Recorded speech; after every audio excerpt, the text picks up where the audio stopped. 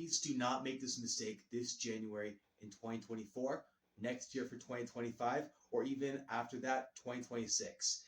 This video is going to cover every year going forward. Every year with January, millions of people across the board set out new goals for themselves to achieve in the new year. And while that's a truly noble and just amazing thing, those same millions of people end up falling off just a couple months going in. And there are plenty of reasons why that could be the case. Perhaps they just figured it was too hard. Maybe they started off throwing way too much themselves. Maybe they found some trendy diet online that's just not realistic for them and not sustainable. Or maybe they're just killing themselves with exercise. Very common. It's very common people look at exercise as a means of punishment for being bad with their nutrition. I want to ask you this real quick. Do you relate to any of those three things I just said?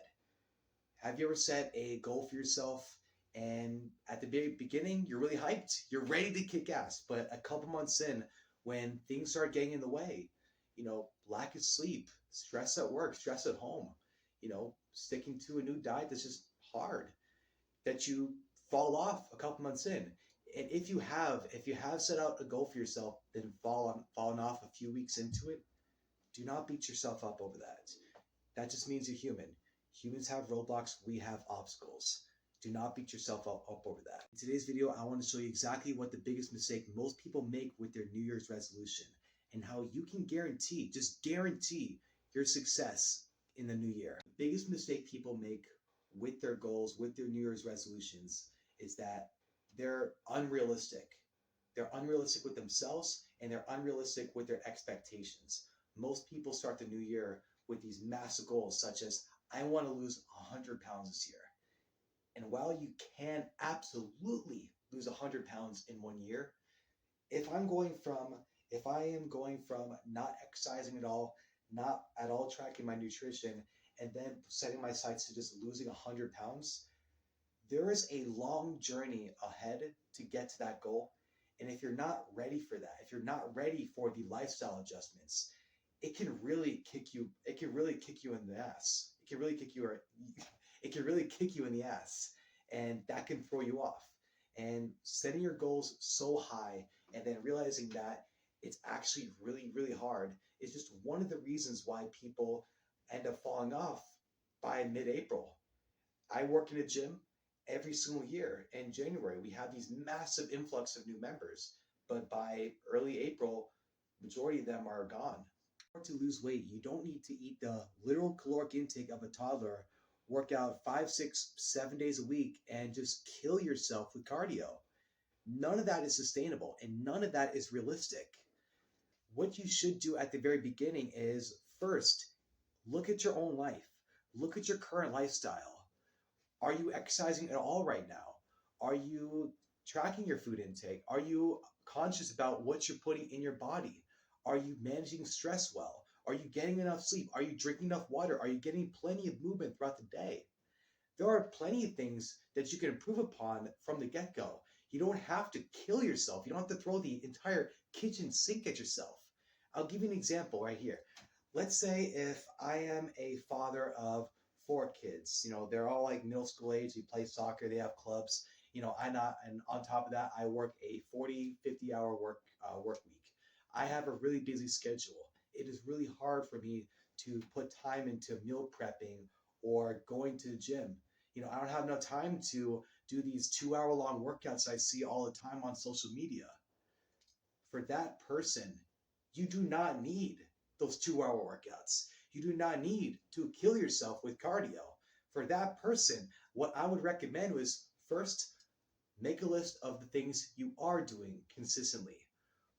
Are you getting enough sleep? If that's no, then write that down. That's an area you can improve upon. Are you eating enough vegetables? Are you getting about 30, 40 grams of fiber a day? If not, bam, that's the second thing you can work on.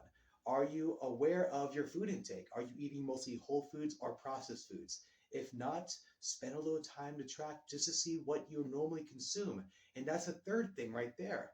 Are you pretty sedentary throughout the day? Do you spend most of the time sitting down? Then maybe for a fourth thing, you can throw in a couple of daily walks. They don't even have to be super long walks, like a 10, 15-minute walk. a couple times a day. Believe it or not, that alone will do wonders for fat loss. If you're not moving at all, really, just throwing a couple extra walks is going to do wonders. If you are really stressed out, just giving you a heads up, I'm not a therapist at all, but if you are really stressed out, not gonna lie, I just had a total brain fart right there. But yeah, are you managing stress well? There are so many different things that you should look at first before embarking on this massive journey.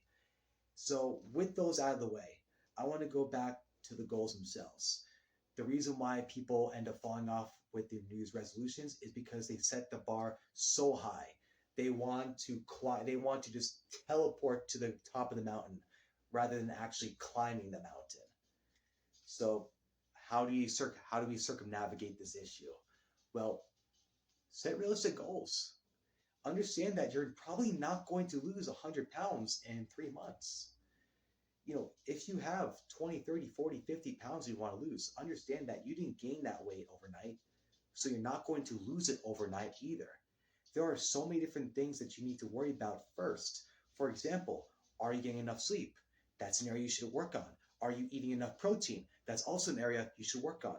Are you eating enough fiber? Are you getting enough water throughout the day? Are you managing stress? All those things I just listed previously, those are the things you should be focusing on to make the journey a lot easier.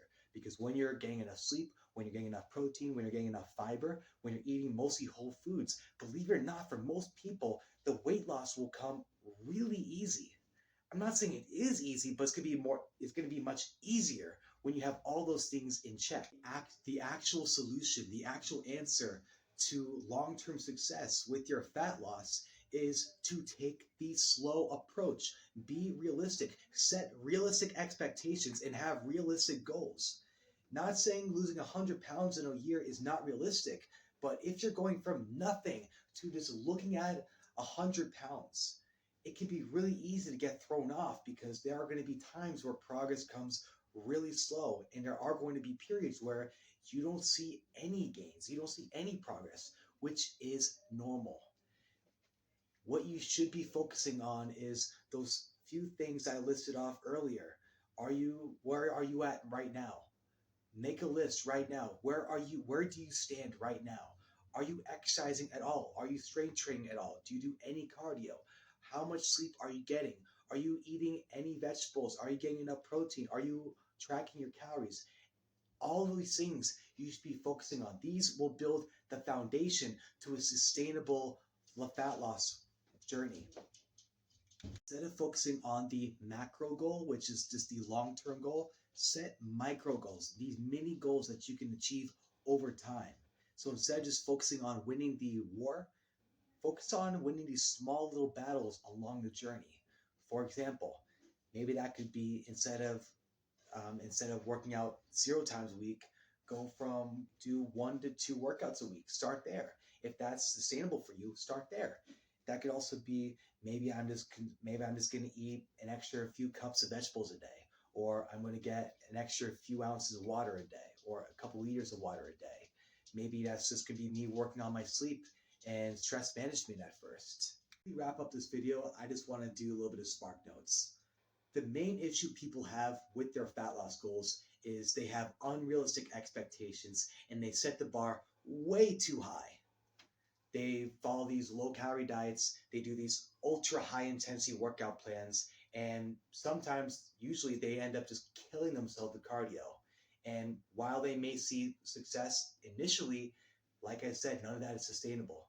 So they end up gaining everything back. The solution, the right approach, is to have realistic expectations.